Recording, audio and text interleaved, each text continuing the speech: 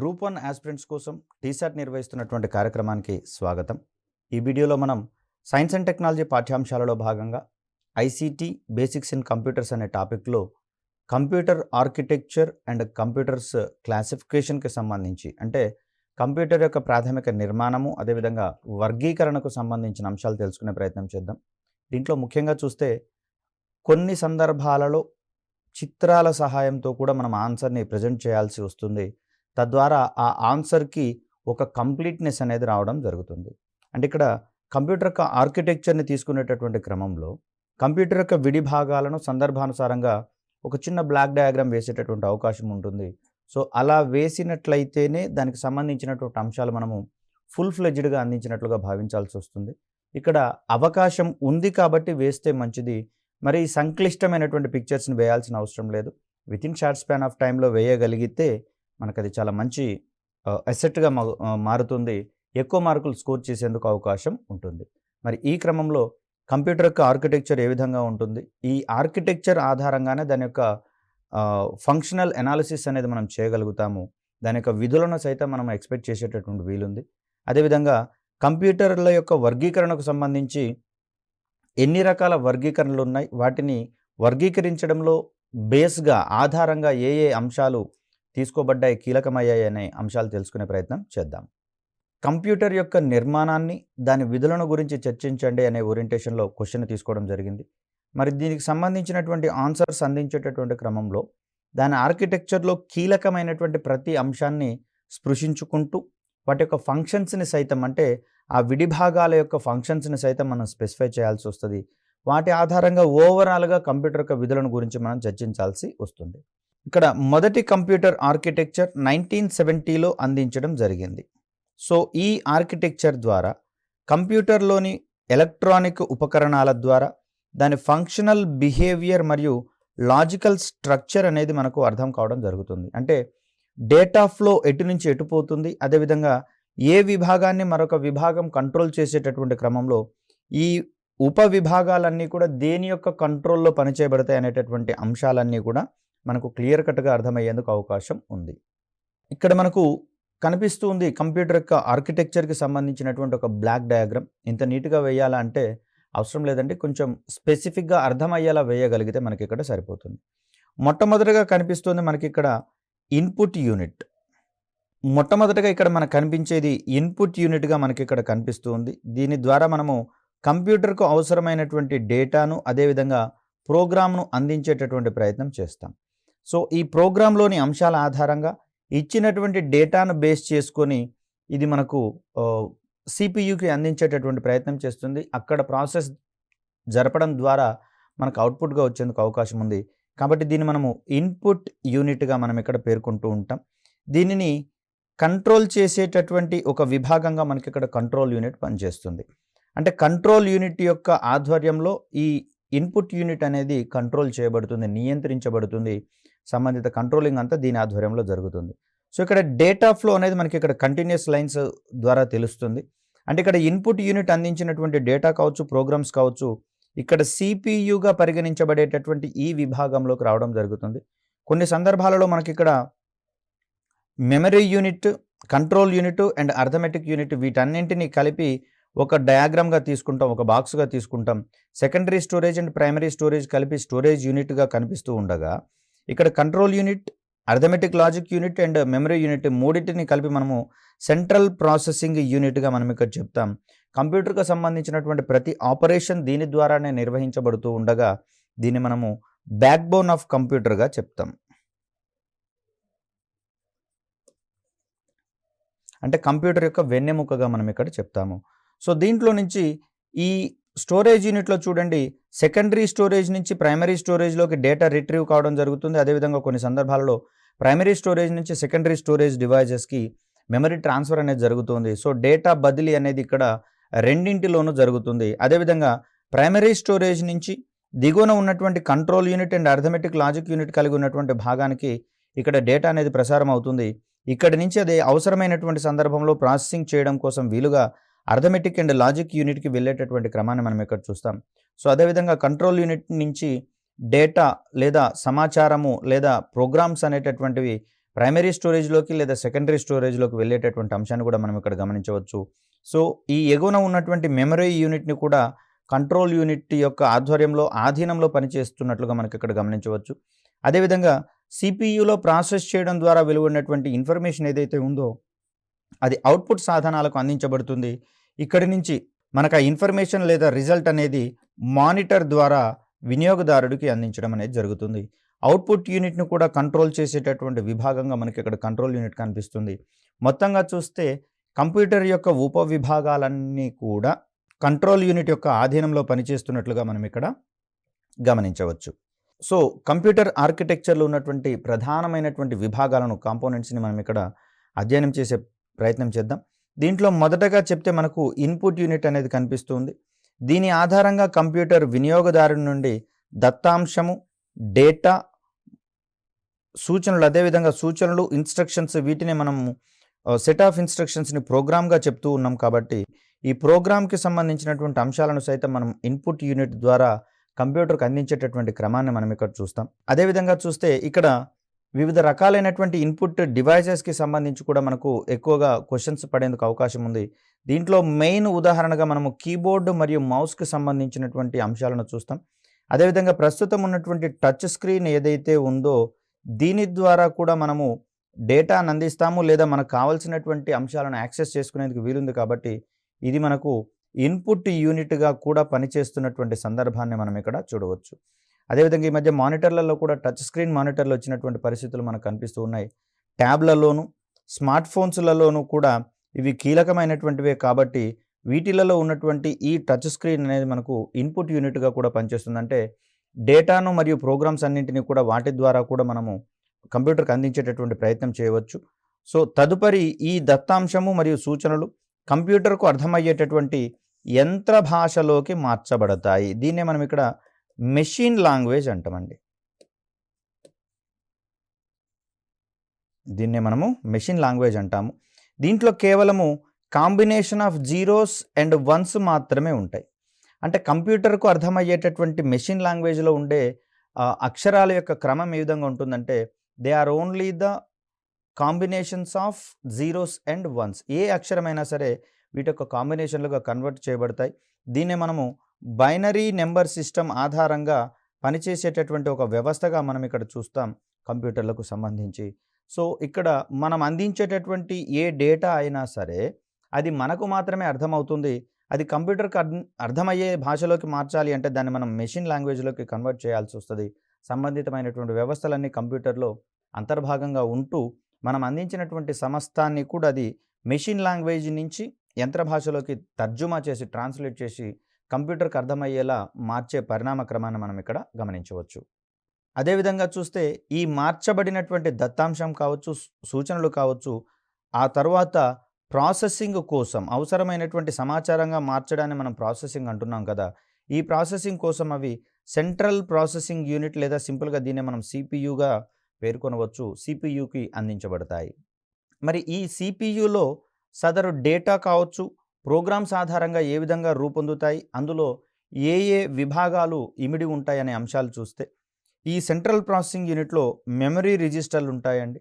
దీంట్లో మధ్యస్థంగా వచ్చేటటువంటి విలువలన్నీ ప్రోగ్రామింగ్ ఎగ్జిక్యూషన్‌లో మధ్యస్థంగా వచ్చే విలువలన్నీ ఇక్కడ రిజిస్టర్లలో నమోదవుతూ ఉంటాయి. సో, ఇక్కడ మరొక రకంగా చూస్తే అంకగణిత తార్కిక విభాగము కూడా దీన్నే మనము అర్థమెటిక్ అండ్ లాజికల్ యూనిట్ లేదా సింపుల్‌గా ఏఎల్యూ అంటాం. దీనితో పాటుగా నియంత్రణ విభాగము సీయూ కంట్రోలింగ్ యూనిట్ అంటాం. స్థూలంగా చెప్పాలంటే మెమరీ యూనిట్, అదేవిధంగా అర్థమెటిక్ అండ్ లాజిక్ యూనిట్ మరియు కంట్రోల్ యూనిట్ ఈ 3 విభాగాలు కూడా మనకు మెయిన్‌లీ సీపీయూలో వ్యవస్థితం కావడం జరుగుతుంది. మెమరీ యూనిట్ తిరిగి 2 రకాలుగా ఉంటుంది. Internal memory and external memory. వీటిని మనం ప్రైమరీ మెమరీ అండ్ సెకండరీ మెమరీగా కూడా చూసుకున్నాం కాబట్టి సంబంధితమైనటువంటి అంశాలను మనం ఇక్కడ గుర్తుకు తెచ్చుకోవాలి. సో, ఇక్కడ ఈ సీపీయూకి సంబంధించి చూస్తే ఇది కంప్యూటర్‌లో చేయవలసినటువంటి మెయిన్ కాలిక్యులేషన్స్ కానివ్వండి, ప్రాసెసింగ్ కానివ్వండి మొత్తం సీపీయూలోనే జరుగుతుంది కాబట్టి సీపీయూని కంప్యూటర్‌కు వెన్నెముకగా బ్యాక్‌బోన్ ఆఫ్ కంప్యూటర్స్ అని, ప్రైమరీ మెమరీ అనేటటువంటిది ఇందులోనే నిక్షిప్తమై ఉంటున్నందున దీన్ని బ్రెయిన్ ఆఫ్ కంప్యూటర్స్‌గా కూడా మనం ఇక్కడ చెప్తాం. కంప్యూటర్ యొక్క మెదడుగా మనం ఇక్కడ చెప్తాం. అదేవిధంగా కంప్యూటర్ యొక్క వెన్నెముకగా కూడా మనం ఇక్కడ పేర్కొంటాం సిపియుకి సంబంధించి. అదే సిపియుకి సంబంధించినటువంటి ఫంక్షన్స్‌ని గనక మనం అర్థం చేసుకుంటే, కంప్యూటర్‌కి సంబంధించినటువంటి మెయిన్ యాక్టివిటీస్ అన్నీ కూడా మనకి ఇక్కడ అర్థమవుతాయి. ఇన్‌పుట్ సాధనాలు అందించిన దత్తాంశము మరియు సూచనలను ఇంటర్నల్ లేదా ప్రైమరీ మెమరీకి అందించే ప్రయత్నం చేస్తుంది. దీంట్లోనే గతంలో చెప్పుకున్నాం ఆర్ఏఎం అని, ఆర్ఓఎం అనేటటువంటివి మనకి ఇక్కడ ప్రైమరీ మెమరీ యూనిట్స్‌గా కనిపిస్తూ ఉన్నాయి. తదుపరి వాటిని ఎగ్జిక్యూట్ లేదా ప్రాసెస్ అనేది చేస్తుంది సిపియు అనేది. అంటే కంప్యూటర్‌లో ప్రధానమైనటువంటి క్యాలిక్యులేషన్స్ అన్నీ జరిగే ఒక ప్రధాన కేంద్రంగా మనకి ఇక్కడ సెంట్రల్ ప్రాసెసింగ్ యూనిట్ అనేది కనిపిస్తూ ఉంది. ఇలా ప్రాసెస్ చేయబడిన సమాచారం అవసరమైనటువంటి సందర్భాలలో అవుట్‌పుట్ సాధనాలకు కావచ్చు, ప్రైమరీ అండ్ సెకండరీ మెమరీలకు అందించేటటువంటి ప్రయత్నం చేస్తుంది. ఇక్కడ ప్రైమరీ మెమరీ అనేది మనకు ఇంటర్నల్‌గా ఉంటూ ఉండగా ఆర్ఏఎం వంటి అంశాలుగా కనిపిస్తూ ఉండగా, సెకండరీ మెమరీ అనేది మనకు ఎక్స్టర్నల్‌గా ఉంటుంది. సీడీల రూపంలో కావచ్చు, డీవీడీల రూపంలో కావచ్చు, వీటిని నిక్షిప్తం చేసుకునేటటువంటి ప్రయత్నం చేస్తాం. అదేవిధంగా చూస్తే కంప్యూటర్‌లో ప్రధాన పాత్ర పోషించే, దీన్నే మనము ప్రాసెసింగ్‌లో ప్రధాన పాత్ర పోషించే ఇంటిగ్రేటెడ్ సర్క్యూట్, సమీకృత వలయము అంటాం దీన్ని. అచ్చ తెలుగులో చెప్పాలంటే సమీకృత వలయం. దీన్నే మైక్రో ప్రాసెసర్ అనేటటువంటి పదంగా కూడా చెప్తాం. ఇది కూడా ప్రధానంగా సిపియులోనే అమర్చబడి ఉంటుంది. ఈ మైక్రో ప్రాసెసర్‌లో అనేకమైనటువంటి లాజికల్ సర్క్యూట్స్ మనకు అందులో అందుబాటులో ఉండడం జరుగుతుంది. ఈ లాజికల్ సర్క్యూట్స్ ఆధారంగా వచ్చేటటువంటి సంకేతాల ఆధారంగా సంబంధిత గణనలన్నీ కానివ్వండి, అదేవిధంగా కంప్యూటర్ యొక్క ప్రాసెసింగ్ స్పీడ్ సామర్థ్యాన్ని కూడా మనం ఈ మైక్రో ప్రాసెసర్ ఆధారంగానే వివరించే ప్రయత్నం చేస్తాం. అదేవిధంగా చూస్తే సిపియులో ఉన్నటువంటి ఇతర విభాగాల గురించి చర్చించుకుందాం. దీంట్లో మొదటగా చూస్తే ఏఎల్యు అనేది కనిపిస్తుందండి, అర్థమెటిక్ అండ్ లాజిక్ యూనిట్. దీంట్లో అంకగణిత మరియు తార్కిక విభాగంగా ఈ ఏఎల్యుని చెప్తాము. A for arithmetic, L for logic. అంటే తార్కిక సంబంధమైనటువంటి లేదా డెసిషన్ మేకింగ్‌కి సంబంధించినటువంటి ఆపరేషన్స్ అన్నీ కూడా మనకు తార్కిక విభాగం ఆధ్వర్యంలో జరుగుతాయి. ఫర్ ఎగ్జాంపుల్ చూస్తే వరుస క్రమాన్ని పేర్కొనడము, ఆరోహణ లేదా అవరోహణ క్రమాల్లో అమర్చేటటువంటి క్యాలిక్యులేషన్స్ అన్నీ కూడా మనము లాజికల్ ఆపరేషన్స్‌గా చెప్తాం. కంప్యూటర్‌కి అందించబడినటువంటి అంకగణిత ప్రక్రియలు అర్థమెటిక్ ఆపరేషన్స్ అంటున్నాం, లేదా ఫండమెంటల్ ఆపరేషన్స్‌గా చెప్పుకున్నాం. ఎడిషను, సబ్ట్రాక్షను, మల్టిప్లికేషన్ మరియు డివిజన్. వీటితో పాటుగా తార్కిక ప్రక్రియలుగా పరిగణించబడేటటువంటి పోలికలు, అంటే కంపేర్ చేయడము ఒకదానితో మరొకదాన్ని, అమరికలు అసెండింగ్ ఆర్ డిసెండింగ్ ఆర్డర్‌లో అమర్చడం అనేటటువంటిది. అదేవిధంగా వరుస క్రమాన్ని మార్చడానికి, అదేవిధంగా ఏదైనా ఒక పదాన్ని రివర్స్ చేసేటటువంటి క్రమంలో, లేదా ఏదైనా ఒక నెంబర్‌ని లేదా పదాన్ని రివర్స్ చేసేటటువంటి క్రమాలు, ఇవన్నీ కూడా మనకు అర్థమెటిక్ అండ్ లాజిక్ యూనిట్‌లో పరిష్కరించబడతాయి. ఈ ప్రక్రియలో అత్యధికంగా ఉపయోగపడేటటువంటివి మెమరీ విభాగంలో ఉన్నటువంటి రిజిస్టర్లు. వాటి ఆధ్వర్యంలోనే సంబంధిత డేటా మొత్తం కూడా నమోదు చేయబడి, నిక్షిప్తం చేయబడి, తదనుగుణమైనటువంటి క్యాలిక్యులేషన్స్ వచ్చే ఇంటర్మీడియట్ వాల్యూస్ సైతం వీటిలలో నిక్షిప్తం కాబడి అవసరమైనటువంటి అవుట్పుట్ ఏర్పాటు దిశగా ఇవి సహాయం చేస్తూ ఉంటాయి రిజిస్టర్లకు సంబంధించి. మరొక ముఖ్యమైనటువంటి సిపియులోని విభాగంగా కంట్రోల్ యూనిట్ అనేది మనకు కనిపిస్తుంది. నియంత్రణ విభాగం అంటాం దీన్ని. ఇది కంప్యూటర్‌కు అందించబడినటువంటి దత్తాంశం యొక్క ప్రవాహాన్ని నియంత్రిస్తుంది. అంటే సదరు దత్తాంశం అనేది ఏ విభాగాలకు వెళ్ళాల్సి వస్తుందనేటటువంటి కంట్రోల్ మొత్తం కూడా మనకు కంట్రోల్ యూనిట్‌లో ఉంటుంది. కంప్యూటర్ యొక్క వివిధ విభాగాలు కావచ్చు, అదేవిధంగా దానికి అనుసంధానించబడినటువంటి ప్రింటర్, ప్రొజెక్టర్ వంటి ఈ ఉపకరణాలను సైతం, పెరిఫెరల్స్‌ని సైతం ఇది కంట్రోల్ చేసేటటువంటి ఒక విభాగంగా, కోఆర్డినేట్ చేసేటటువంటి ఒక విభాగంగా మనకు కంట్రోల్ యూనిట్ అనేది కనిపిస్తూ ఉంది. ఇక్కడ సిపియులోని మరొక విభాగంగా మనకు మెమరీ యూనిట్ అనేది కనిపిస్తూ ఉంది. సిపియులో అందుబాటులో ఉండేటటువంటి మెమరీని ప్రధానంగా అంతర్గత మెమరీగా పరిగణిస్తాం. దీనిలో సమాచారము మరియు దత్తాంశాలు తాత్కాలికంగాను మరియు శాశ్వతంగాను నిల్వ చేయబడతాయి. తాత్కాలికంగా సమాచారాన్ని నిల్వ చేసేది ర్యాండమ్ యాక్సెస్ మెమరీ కాగా, శాశ్వతంగా సమాచారాన్ని నిల్వ ఉంచేది రీడ్ ఓన్లీ మెమరీగా మనం ఇక్కడ చెప్తాం. ఇక్కడ సమాచారాన్ని ఓవర్ రైట్ చేయడం అనేది స్ట్రిక్ట్లీ ప్రొహిబిటెడ్.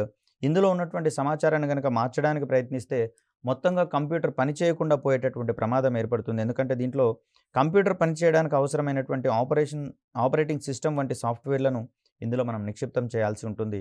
మరి దానికే డ్యామేజ్ వస్తే కనుక కంప్యూటర్ పనిచేయని క్రమాన్ని మనం ఇక్కడ గమనించవచ్చు. సో మరొక ముఖ్యమైనటువంటి విభాగము ఏది కంప్యూటర్ ఆర్కిటెక్చర్కు సంబంధించి చూస్తే అవుట్పుట్ యూనిట్.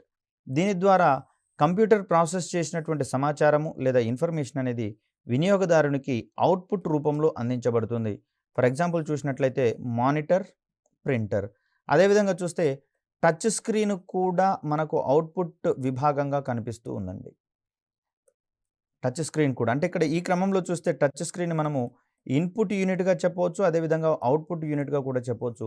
రెండు విధాలుగా ఉపయోగపడేటటువంటి కంప్యూటర్ ఆర్కిటెక్చర్లోని విభాగం ఒక ఉపకరణం ఏంటిదంటే టచ్ స్క్రీన్కి సంబంధించి చూస్తూ ఉన్నాం.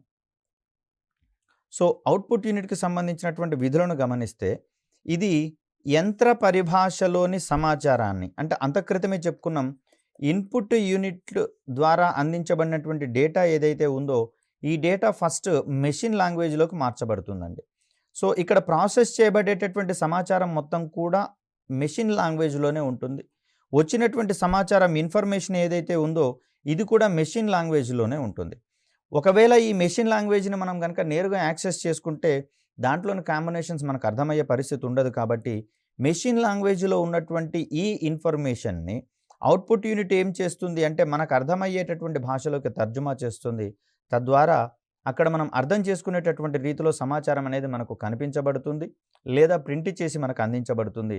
కాబట్టి అవుట్పుట్ యూనిట్ చేసేటటువంటి పని ఏంటంటే యంత్ర పరిభాషలోని సమాచారాన్ని వినియోగదారునికి అర్థమయ్యేటటువంటి భాషలోకి తర్జుమా చేసి అందించే క్రమాన్ని మనం ఇక్కడ చూస్తాం.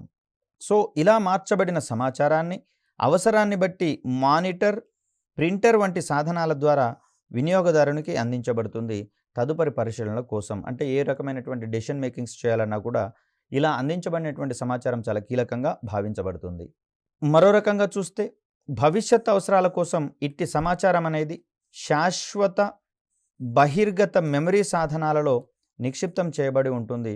సో వీటిని మనము ఎక్స్టర్నల్ మెమరీ డివైజెస్ లేదా సెకండరీ మెమరీ డివైజెస్గా మనం ఇక్కడ చెప్పుకోవచ్చు. వీటిలలో శాశ్వతంగా నిల్వ ఉంటుంది. అవసరమైనటువంటి సందర్భాలలో రిట్రీవ్ చేసుకోవడానికి అవకాశం కూడా ఇక్కడ మనకు కల్పించబడుతుంది. ఇది మనకు కంప్యూటర్ నిర్మాణము మరియు విధులకు సంబంధించినటువంటి ప్రాథమిక సమాచారం. ఒక చిన్న బ్లాక్ డయాగ్రామ్ సహాయంతో సంబంధిత విభాగాలన్నింటినీ గనక మనం ఎక్స్ప్లెయిన్ చేస్తే చాలా ఎఫెక్టివ్గా ఉంటుంది. మార్కులు కూడా కొంచెం ఎక్కువగా స్కోర్ చేసేందుకు అవకాశం దొరుకుతుంది. ఇక్కడ మరొక క్వశ్చన్కి సంబంధించి చూద్దాం. కంప్యూటర్ల యొక్క వర్గీకరణను వివరించండి. Classification of computers. మరి ఇలా క్లాసిఫికేషన్ చేయాల్సి వచ్చినప్పుడు మనకు కొన్ని రకాలైనటువంటి క్రైటీరియాలు లేదా బేస్లను తీసుకోవాల్సి వస్తుంది. దీంట్లో ఒక రకంగా చూస్తే పరిమాణం ఆధారంగా, మరొకటి పనితీరు ఆధారంగా, అదేవిధంగా స్వభావం ఆధారంగా కూడా పనిచేసేటటువంటి పరిస్థితులు, వర్గీకరించేటటువంటి పరిస్థితులు మనకి ఇక్కడ ఉన్నాయి. కాబట్టి అవసరాలను అనుగుణంగా తీసుకొని కూడా ఇక్కడ మనం వర్గీకరించేటటువంటి క్రమాన్ని మనం ఇక్కడ గమనించవచ్చు. సో ఒక్కొక్క దాని గురించి తెలుసుకునే ప్రయత్నం చేద్దాం. మొదటగా చూస్తే పరిమాణం ఆధారంగా, based on size of a computer. ఇక్కడ వర్గీకరణ ఏ విధంగా చేశాము అంటే ఈ పరిమాణం ఆధారంగా కంప్యూటర్లను తిరిగి 4 రకాలుగా వర్గీకరించుకోవడం జరిగింది. అవి ఏంటివి అంటే మనకు చూస్తే మైక్రో కంప్యూటర్లు, వీటిని మనం ఇక్కడ సూక్ష్మ కంప్యూటర్లుగా చెప్తూ ఉంటాం. ఇక్కడ మరో రకంగా వీటిని పోర్టబుల్ కంప్యూటర్లు అని కూడా అంటాం. పోర్టబుల్ ఇన్ ద సెన్స్ ఎక్కడికైనా మోసుకొని పోవడానికి సులభంగా తీసుకొని పోయేటటువంటి వీలుంటే దాన్ని పోర్టబుల్ కంప్యూటర్స్గా మనం పేర్కొంటూ ఉంటాం. ఇంకా మరికొన్ని అంశాలను గమనిస్తే ఇవి తక్కువ సామర్థ్యం కలిగినట్లుగా మనం ఇక్కడ చూస్తూ ఉంటాం. అంటే వీటి యొక్క పెర్ఫార్మెన్స్ కావచ్చు, ఇవి చాలా స్వల్ప స్థితిలో ఉన్నట్లుగా మనం ఇక్కడ గమనించాలి. వీటితో పాటుగా చూస్తే సాధారణ అవసరాల కోసం కనుక మనం ప్రత్యేకంగా వాడుకోవాల్సి వస్తే ఇవే అత్యుత్తమమైనటువంటి ఆల్టర్నేట్గా మనకి ఇక్కడ కనిపిస్తున్నాయి. కాబట్టి ప్రపంచవ్యాప్తంగా అత్యధికంగా వాడబడుతున్నటువంటి కంప్యూటర్లుగా మనకి ఇక్కడ మైక్రో కంప్యూటర్స్ అనేవి కనిపిస్తూ ఉన్నాయి. మనం సాధారణంగా గమనించేటటువంటి పదజాలాలు ఇవన్నీ. డెస్క్టాప్ కావచ్చు, పీసీ కావచ్చు, ల్యాప్టాప్ కావచ్చు, పామ్టాప్ అనేటటువంటివి, అదేవిధంగా ట్యాబ్లెట్ కంప్యూటర్, మరియు వీటితో పాటు చూస్తే ఫ్యాబ్లెట్స్ అనేటటువంటివి కూడా ఈ మధ్యకాలంలో అందుబాటులోకి రావడం జరిగింది.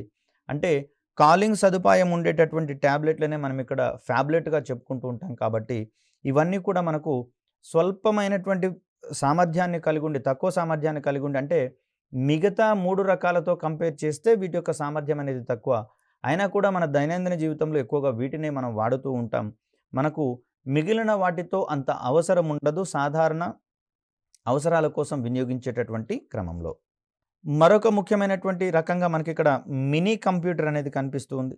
వీటిని ప్రారంభంలో ఇంజినీరింగ్ అవసరాలకు, అదేవిధంగా కంప్యూటర్ ఎయిడెడ్ డిజైన్ వంటి ప్రత్యేక అనువర్తనాల కోసం రూపొందించుకోవడం జరిగింది మినీ కంప్యూటర్లకు సంబంధించి. ఇవి పనితీరు మరియు సామర్థ్యంతో గనక కంపేర్ చేస్తే మైక్రో కంప్యూటర్ల కంటే అధిక సామర్థ్యాన్ని కలిగి ఉంటాయి. తర్వాత ఉన్నటువంటి రకాలతో పోలిస్తే కొంచెం తక్కువ సామర్థ్యాన్ని ప్రదర్శిస్తూ ఉంటాయి కాబట్టి ఇవి పనితీరు మరియు సామర్థ్యంలో మైక్రో కంప్యూటర్ అదేవిధంగా మెయిన్ ఫ్రేమ్ కంప్యూటర్లు అంటే మైక్రో కంప్యూటర్ల తర్వాతి క్లాసిఫికేషన్గా మనం మెయిన్ ఫ్రేమ్ కంప్యూటర్ని చూస్తాం. వీటికి మధ్యస్థంగా ఉంటున్నట్లుగా కనిపిస్తుంది. అంతేకాక వీటిని ప్రస్తుతము సర్వర్లుగా వాడుతూ ఉన్నాం. అంటే కొన్ని రకాలైనటువంటి కంప్యూటర్లను, కొన్ని సంఖ్యలోని కంప్యూటర్లను ఒకదానితో మరొకటి అనుసంధానం చేసి వాటిని మనము నెట్వర్క్గా ఏర్పాటు చేస్తాం. మరి ఈ నెట్వర్క్లో ఉన్నటువంటి కంప్యూటర్లన్నీ కూడా ఒక ప్రధానమైనటువంటి కంప్యూటర్కు అనుసంధానించబడి దీని నుంచి సమాచారాన్ని సేకరించుకుంటూ ఉంటాయి. సో ఈ విధంగా వచ్చేటటువంటి వీటిని మనము నోడ్స్ అంటాము. సో ఒక్కొక్క నోడ్ మీద ఒక్కొక్క యూజర్, వినియోగదారుడు అనేవాడు వర్క్ చేస్తూ ఉంటాడు. సో వీటన్నిటికీ కూడా మళ్ళీ సేమ్ కంప్యూటర్ ఆర్కిటెక్చర్కి సంబంధించినటువంటి నిర్మాణం మొత్తం ఉంటుంది. అంటే input unit, central processing unit and output యూనిట్లు మనకి ఇక్కడ కనిపిస్తూ ఉంటాయి. అయితే ఇందులో ఉన్నటువంటి సిపియులో క్యాల్కులేషన్స్ అనేవి ప్రధానంగా జరగవు. ఇవన్నీ కూడా ఏ ప్రధాన కంప్యూటర్కి అయితే అనుసంధానించబడతాయో దాంట్లో ఉన్నటువంటి సిపియు ద్వారా ఆపరేషన్స్ని చేసుకునేటటువంటి క్రమాన్ని మనం ఇక్కడ చూస్తాం. కాబట్టి ఇక్కడ ఉన్నటువంటి ఈ ప్రధాన కంప్యూటర్ని మనం సర్వర్గా పరిగణిస్తాం. ఎందుకు అంటే దీనికి అనుసంధానించబడినటువంటి పెరిఫెరల్స్, ఇతర పెరిఫెరల్స్ అన్నింటినీ కూడా మిగిలిన నెట్వర్క్లోని మిగిలిన కంప్యూటర్లకు యాక్సెస్ అందించేటటువంటి క్రమాన్ని ఇక్కడ చూస్తాం. అంటే నెట్వర్క్లో ఉన్నటువంటి నోడ్స్ అన్నిటికీ కావాల్సినటువంటి బేసిక్ ఉపకరణాలన్నింటినీ కూడా ఇది షేర్ చేస్తుంది. తద్వారా ఏ కంప్యూటర్ ప్రింట్కి సంబంధించినటువంటి కమాండ్ ఇచ్చినా కూడా సర్వర్కి అనుసంధానించబడినటువంటి ప్రింటర్ ద్వారా అది ప్రింట్ అయ్యి బయటకు వచ్చేటటువంటి క్రమాన్ని మనం ఇక్కడ చూస్తాం. సో ఓవరాల్గా చూస్తే ఈ మినీ కంప్యూటర్లను మనం ప్రస్తుతము సర్వర్లుగా వాడుతూ ఉన్నాం. IBM 17, HP 9000, PDP 110 అనేటటువంటివి మనకి ఇక్కడ ఎక్కువగా వినియోగంలో ఉన్నటువంటి మినీ కంప్యూటర్లుగా కనిపిస్తూ ఉన్నాయి. మరొక ముఖ్యమైనటువంటి క్లాసిఫికేషన్గా మనకి ఇక్కడ మెయిన్ ఫ్రేమ్ కంప్యూటర్ అనేది కనిపిస్తూ ఉంది. దీనిని ఎక్కువగా బిజినెస్ రంగంలో మనము వినియోగిస్తూ ఉన్నాం కాబట్టి వీటిని వాణిజ్య రంగానికి వెన్నుముకగా పరిగణించబడేటటువంటి అంశంగా చూస్తాం. ఒకేసారి అనేక మంది యూజర్లు ఏకకాలంలో ఎటువంటి ఆటంకాలు లేకుండా విధులను నిర్వర్తించుకునేటటువంటి వీలుంది. యూనివాక్ 1110, IRM S/390 అనేటటువంటి 2 కంప్యూటర్లు మనకి ఇక్కడ మెయిన్ ఫ్రేమ్ కంప్యూటర్లకు సంబంధించినటువంటి ఉదాహరణలుగా చూస్తాం. అదేవిధంగా చూస్తే అత్యంత శక్తివంతమైనటువంటి కంప్యూటర్లుగా 4వ రకం కంప్యూటర్లు మనకి ఇక్కడ కనిపిస్తున్నాయి పరిమాణం ఆధారంగా. ఇవి ప్రపంచంలోనే వేగవంతమైన మరియు వ్యయభరితమైన కంప్యూటర్లుగా కనిపిస్తూ ఉన్నాయి. అంటే ఇవి ఫాస్టెస్ట్ కంప్యూటర్లుగా కనిపిస్తూ ఉన్నాయి. అదేవిధంగా మోస్ట్ ఎక్స్పెన్సివ్ కంప్యూటర్లుగా కూడా సూపర్ కంప్యూటర్లను పేర్కొంటాం. మిగతా కంప్యూటర్లతో పోలిస్తే అధిక ప్రాసెసింగ్ సామర్థ్యం వీటి యొక్క సొంతము. సో కాబట్టి ఇవి అత్యంత క్లిష్టమైనటువంటి రంగాలలో అంటే అణుశక్తికి సంబంధించి కావచ్చు, వాతావరణ పరిశోధనకు సంబంధించి కావచ్చు, అదేవిధంగా చూస్తే స్పేస్ టెక్నాలజీకి సంబంధించినటువంటి అనువర్తనాలలో సైతం సూపర్ కంప్యూటర్ల యొక్క పాత్ర అనేది మనకు అత్యంత ఉపయోగకరంగా ఉన్నటువంటి పరిస్థితిని మనం ఇక్కడ గమనించవచ్చు. సో వీటిని పరిమాణము, నిల్వ సామర్థ్యము కూడా మిగతా వాటితో పోలిస్తే అత్యధికంగా ఉంటున్నట్లుగా కనిపిస్తూ ఉంది. అయితే వీటి యొక్క సామర్థ్యాన్ని వివరించేటటువంటి క్రమంలో ఫ్లాప్స్ అనేటటువంటి ఒక పదజాలాన్ని చెప్తాం. ఫ్లోటింగ్ పాయింట్ ఆపరేషన్స్ పర్ సెకండ్గా దీన్ని మనం ఇక్కడ చెప్తాం ఫ్లాప్స్కి సంబంధించి. అంటే మిగతా వాటి యొక్క సామర్థ్యాన్ని మనము మెగా హెడ్జ్లో చెప్తామండి. అంటే ప్రాసెసర్ యొక్క స్పీడ్కి లేదా వేగానికి ప్రమాణాలుగా మెగా హెడ్జ్ అనేటటువంటిది కనిపిస్తూ ఉంది. అక్కడ మైక్రో ప్రాసెసర్ యొక్క సామర్థ్యం ఆధారంగా వాటి యొక్క స్పీడ్ని కానీ సామర్థ్యాన్ని కానీ వివరిస్తూ ఉంటే సూపర్ కంప్యూటర్ల విషయానికి వచ్చేసరికి ఫ్లాప్స్ అనేటటువంటి పేరుతో చెప్తాం. Floating point operations per second అనేటటువంటి దీని యొక్క విస్తృత రూపంగా మనకి ఇక్కడ కనిపిస్తూ ఉంది. మరొక రకమైనటువంటి వర్గీకరణను చూస్తే పనితీరు ఆధారంగా, అంత క్రితమేమో పరిమాణం ఆధారంగా చూస్తే మనకు 4 రకాల కంప్యూటర్లు వచ్చాయి. మైక్రో కంప్యూటర్లు కావచ్చు, మినీ కంప్యూటర్లు కావచ్చు, మెయిన్ ఫ్రేమ్ అండ్ సూపర్ కంప్యూటర్లుగా చూస్తాం. అదేవిధంగా పనితీరు ఆధారంగా చూస్తే ఇవి అనలాగ్ కంప్యూటర్లు మరియు డిజిటల్ కంప్యూటర్లు అనేటటువంటి 2 రకాలు. ఒకవేళ ఒక ఉపకరణానికి అనలాగ్ మరియు డిజిటల్ 2 రకాలైనటువంటి లక్షణాలుంటే వాటిని మనం హైబ్రిడ్ కంప్యూటర్లుగా వర్గీకరిస్తూ ఉంటాం. మరి ఈ క్రమంలో అనలాగ్ కంప్యూటర్లకు సంబంధించిన అంశాలను చూస్తే త్వరగా మారే భౌతిక రాశులు, వేగము, పీడనము, ఉష్ణోగ్రత మరియు విద్యుత్ వీటి యొక్క పరిమాణాన్ని నిర్ధారించేటటువంటి కంప్యూటర్లను అనలాగ్ కంప్యూటర్లుగా మనం తెలియచేస్తాం. అదేవిధంగా చూస్తే ఇక్కడ అనలాగ్ కంప్యూటర్లకు ఉదాహరణలుగా వాహనాలకు ఉండేటటువంటి స్పీడోమీటర్, దీని ద్వారా వాహనాల యొక్క వేగం ఎంతుందనేది తెలుస్తుంది. అదేవిధంగా భూకంప లేఖిని ద్వారా ఒక ప్రాంతంలో వచ్చినటువంటి భూకంపాల యొక్క తీవ్రతను మనం గణించేటందుకు వీలుంటుంది. ఇవి యాంత్రిక శక్తి మరియు విద్యుత్ శక్తి ఆధారంగా పనిచేసేటటువంటి అనలాగ్ డివైజెస్గా మనం ఇక్కడ చూస్తూ ఉన్నాం. మరి డిజిటల్ కంప్యూటర్లకు సంబంధించి చూస్తే ఇవి బైనరీ డిజిట్స్ లేదా బిట్స్ ఆధారంగా పనిచేసేటటువంటి క్రమాన్ని మనం ఇక్కడ చూస్తాం.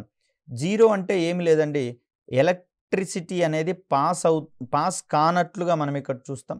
1 అనేది ఎలక్ట్రిక్ సిగ్నల్స్ని లేదా ఎలక్ట్రిసిటీని ఎలౌ చేసేటటువంటి అంశంగా మనం ఇక్కడ చూస్తాం. అంటే ఒక లాజికల్ సర్క్యూట్ గుండా లేదా సర్క్యూట్ గుండా విద్యుత్ గనక ప్రవహిస్తూ ఉన్నట్లయితే దాని యొక్క పొజిషన్ని 1 అనేటటువంటి సంకేతంతో చూపిస్తాం. ఒకవేళ విద్యుత్ గనక ప్రవహించనట్లయితే దాన్ని 0 అనేటటువంటి సింబల్గా చూస్తాం. సో ఈ జీరోస్ అండ్ వన్స్ కాంబినేషన్స్ ఆధారంగానే మనకు మెషిన్ లాంగ్వేజ్ అనేది ఉంటుంది. దాని ఆధారంగానే కంప్యూటర్ అనేది గణనలు చేసే క్రమాన్ని మనం ఇక్కడ చూస్తాం. ఈ క్రమంలో చూస్తే పర్సనల్ కంప్యూటర్ కావచ్చు, పర్సనల్ కంప్యూటర్ని మనం ఇక్కడ డిజిటల్ కంప్యూటర్కి సంబంధించినటువంటి అంశంగా చూస్తాం. ఒకవేళ హైబ్రిడ్ కంప్యూటర్ల గురించి మాట్లాడుకోవాల్సి వస్తే ఇంత క్రితమే చెప్పుకున్నాం. అనలాగ్ సిగ్నల్స్ మరియు డిజిటల్ కంప్యూటర్ల యొక్క లక్షణాలు రెండూ కలిగి ఉండేటటువంటి కంప్యూటర్లను మనము హైబ్రిడ్ కంప్యూటర్లుగా పేర్కొంటాం. సో ఇవి హైబ్రిడ్ కంప్యూటర్లు అనేవి అనలాగ్ మరియు డిజిటల్ కంప్యూటర్ల ధర్మాలను ప్రదర్శిస్తాయి. వీటిని అత్యధికంగా వైద్య రంగంలో ఉపయోగించేటటువంటి క్రమాన్ని మనం చూడవచ్చు. ఈసీజీ కావచ్చు, డయాలసిస్కి సంబంధించినటువంటి మిషన్స్ అన్నీ కూడా మనకు ఈ హైబ్రిడ్ కంప్యూటర్లుగా కనిపిస్తున్నటువంటి క్రమం చూస్తాం. మరొక అంశాన్ని గనక గమనిస్తే అవసరాల ఆధారంగా కంప్యూటర్లను వర్గీకరించడం జరిగింది. దీంట్లో భాగంగా సాధారణ అవసరాలు గల కంప్యూటర్గా మనం ఇక్కడ చూస్తాం. అంటే దైనందిన జీవితంలో మనకు కావాల్సినటువంటి పనులు చేసి పెట్టేటటువంటి కంప్యూటర్లుగా ఇవి కనిపిస్తుంటాయి. వీటిని అకౌంటింగ్ రంగంలో స్వల్ప పరిమాణంలో డేటాబేస్లను రూపొందించేటందుకు మనం వాడుతూ ఉంటాం. ఫర్ ఎగ్జాంపుల్ చూస్తే ఏదైనా ఒక ఇన్స్టిట్యూట్లో చేరినటువంటి విద్యార్థులకు మనం కొన్ని అప్లికేషన్ ఫామ్స్ అనేది ఇస్తాము. ఈ అప్లికేషన్ ఫామ్స్లో ఉన్నటువంటి అంశాలను మనం కంప్యూటర్లో పొందుపరిచే క్రమాన్ని ఇక్కడ మనం చూస్తాం. ఫర్ ఎగ్జాంపుల్ చూసినట్లయితే ఇందులో సమాచారం అంతా రోస్ అంటే అడ్డు వరుసలుగా, నిలువు వరుసలుగా మనము వర్గీకరించుకుంటూ వెళ్తూ ఉంటాం. సో దీంట్లో ఒక విద్యార్థికి సంబంధించినటువంటి అడ్మిషన్ నెంబర్ కావచ్చు, తన యొక్క పేరు, తండ్రి పేరు, తన యొక్క ఎడ్యుకేషనల్ క్వాలిఫికేషన్స్, చిరునామా, తను పే చేసినటువంటి ఫీజెస్ ఇవన్నీ కూడా చేస్తే దీనికి సంబంధించి ఒక రికార్డుగా చెప్తాం మనం డేటాబేస్ మేనేజ్మెంట్ సిస్టమ్కి సంబంధించి. సో ఇలా రెండవ విద్యార్థికి సంబంధించినటువంటి అంశం, మూడో విద్యార్థికి, నాలుగో విద్యార్థికి, ఇలా ఆ ఇన్స్టిట్యూట్కి వచ్చినటువంటి అందరూ విద్యార్థుల యొక్క సమాచారాన్ని మనం కలెక్ట్ చేసుకుంటాం. తర్వాత ఏదైనా డెసిషన్ మేకింగ్ చేసుకోవాల్సినటువంటి సమయంలో ఇక్కడ ఉన్నటువంటి సమాచారం అనేది మనకు చాలా కీలకంగా ఉంటుంది. దీని ద్వారా చేసేటటువంటిదే ఆర్డీబీఎంఎస్ అనేటటువంటి ఒక ప్యాకేజ్గా మారినటువంటి క్రమం చూస్తాం. సరే, ఇంత డెప్త్గా మనకు అవసరం లేదు. కాకపోతే ఇక్కడ సాధారణ అవసరాల కంప్యూటర్ని మనము డేటాబేస్లను రూపొందించుకునేటటువంటి క్రమంలో కూడా మనం ఇక్కడ చూస్తూ ఉన్నాం. కాబట్టి అకౌంటింగ్ రంగంలో డేటాబేస్లు మేనేజ్ చేసేటటువంటి క్రమంలో ఇవి మనకు కనిపిస్తూ ఉన్నాయి. మరొక రకమైనటువంటి అవసరాల కోసం చూస్తే ప్రత్యేక అవసరాలు గల కంప్యూటర్లుగా మనకి ఇక్కడ కనిపిస్తూ ఉన్నాయి.